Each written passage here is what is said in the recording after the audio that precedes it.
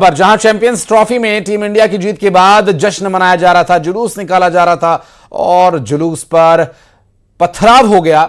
उस वक्त जब यह जुलूस जामा मस्जिद के पास से जश्न मनाता हुआ आगे बढ़ रहा था, लोगों पर पत्थर फेंके गए, जिसके बाद दो गुट आमने सामने आ गए और लोगों ने दुकानों और वाहनों को आग के हवाले कर दिया। पेट्रोल बॉम्ब्स का इस्तेमाल किया गया, पत्थरबाजी हुई जमकर और पुलिस ने स्थिति को संभालने के लिए लाठी चार्ज किया, आंसू गैस के गोले तक दागे। करीब 2.5 घंटे बाद किसी तरह से हालात काबू में किए जा सके।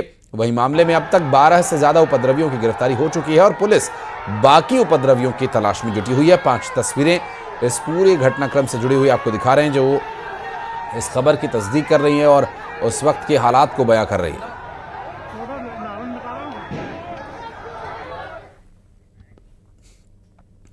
फिलहाल पुलिस ने मोर्चा संभाल लिया। ग्रामीण में एसपी हितिका वासल ने मौके पर पहुंचकर स्थिति का जायजा लिया और उपद्रवियों की गिरफ्तारी की उन्होंने बात कही। फिलहाल स्थिति नियंत्रण में बताई। संवेदनशील इलाकों में पुलिस छावनी में तब्दील कर चुकी है पूरे इलाके को। अब मामले में 13 लोगों की गिरफ्तारी के बाद ये माना जा रहा है कि आगे स्थिति और स्पष्ट हो सकेगी जब पूछताछ और बातचीत में कुछ और खुलासे होंगे।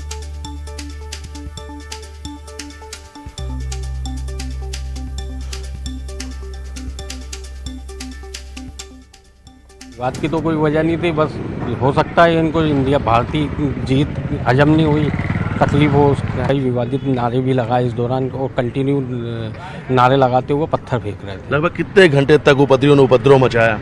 1 से 1.5 घंटे तक के उपद्रवियों ने लगातार खूब उपद्रव मचाया। हिंदू घरों को, चुनिंदा हिंदू घरों को टारगेट किया, पत्थर फेंके, आग लगाई, पेट्रोल बम फेंके और इस दौरान धमाके की भी आवाज़ आई। तो हो सकता है गोली भी चलाई हो या कोई बम फेंका हो। पुलिस लगातार अरेस्टिंग कर रही है और ऑलरेडी आप जैसे देख रहे हैं पुलिस फोर्स पूरी तरह तैनात है और पूरा माहौल जो है वो भी अब शांत है। अब तक कितने लोगों को इसमें क्योंकि बहुत सारी टीम्स लगातार अरेस्ट कर रही है तो एग्जैक्ट नंबर मैं भी नहीं दे पाऊंगी, कुछ देर के बाद मैं एग्जैक्ट नंबर दे पाऊंगी। गिरफ्तारी हो पाई है जी, उन लोगों की पहचान की जा रही जो नकाब पहनकर? सबकी पहचान की जा रही है और एक को खंगाल के पुलिस गिरफ्तार कर रही है। चैंपियंस ट्रॉफी में भारत की जीत के जश्न के दौरान इंदौर के महू में हुई हिंसा के बाद अब हालात पूरी तरह काबू में है। देर रात क्षेत्र में तनाव की स्थिति बन गई, लेकिन सुबह हालात सामान्य है।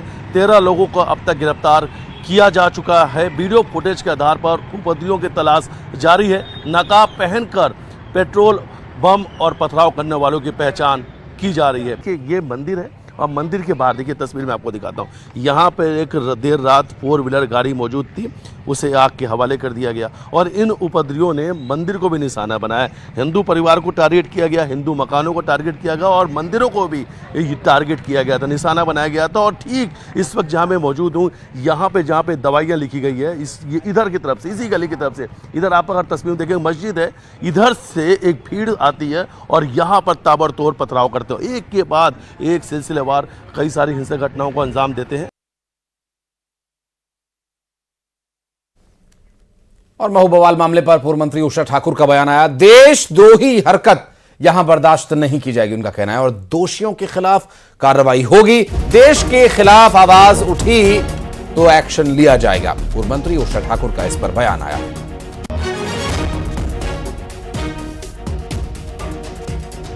यदि वो अपराधी हैं, वीडियो में चिन्हित हो रहे हैं,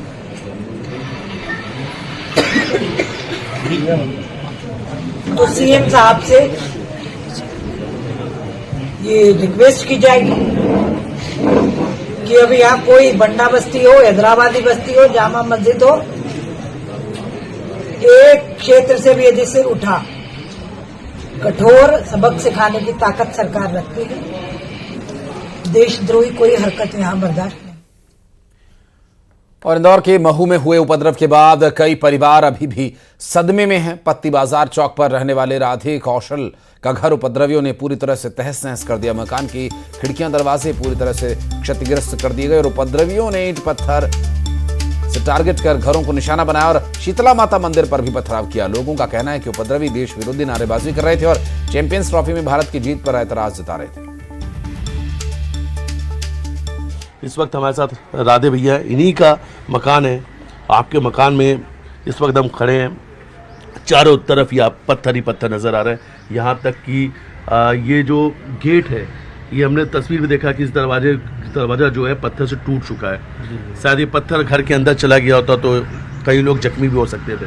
मतलब देखा जाए तो पत्थर, एक एक पत्थर का मतलब 2 से 3-3 किलो के पत्थर हैं। यहाँ पे दरवाज़ा टूट गया, CCTV टूट गया, ये टूट गया, इधर दरवाजे टूट गए, वॉशिंग मशीन रखी थी वो टूट गई, और इतने प्रेशर से बड़े बड़े पत्थर आ रहे थे नीचे। एक तो दुकान में आग लगा दी, घर में पूरा धुआं भर रहा था और लगातार पत्थर फेंक रहे थे, और यह घटनाक्रम लगभग 1 से सवा घंटे तक के चलता रहा।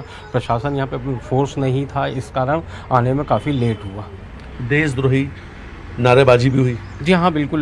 लोगों का जो यहाँ पे इतनी तेज आवाज़ें आ रही थी, नारों की आवाज़ आ रही थी। पुलिस प्रशासन 1-1.5 घंटे तक मामला ये चलता रहा था, लेकिन हमने यहाँ पे पुलिस कोई भी नहीं आई, और कंटिन्यू इस तरीके से पत्थर यहाँ पे आ रहे थे कि हमने सोचा भी नहीं था कि इस तरीके से आएंगे, और पूरी रात हम लोग नहीं सो पाए। कंटिन्यू मतलब 1 मिनट भी जैसे पथराव रुक सकता था वो भी नहीं रुका। हमारे पूरे घर की चीज़ें डैमेज करी, पत्थर हो रहे पूरे घर में हमारे। तो यहाँ की जो विधायक उषा ठाकुर, वो खुद कह रही हैं कि सोची समझी साजिश के तहत इस हिंसा को अंजाम दिया गया। खैर, जो लोग यहाँ पे मौजूद थे उन्होंने भारत के खिलाफ बोला, देशद्रोही नारेबाजी की, और आखिर ये देशद्रोही नारेबाजी करने वाले लोग कौन हैं, शहर की बीचा बिगाड़ने वाले ये लोग कौन हैं, उनकी पहचान तो की जा रही है, सख्त कार्रवाई की बात कही जा रही है। लेकिन जो कुछ कल महू में हुआ उसके बाद यहाँ के लोग डर के साए में जी रहे हैं।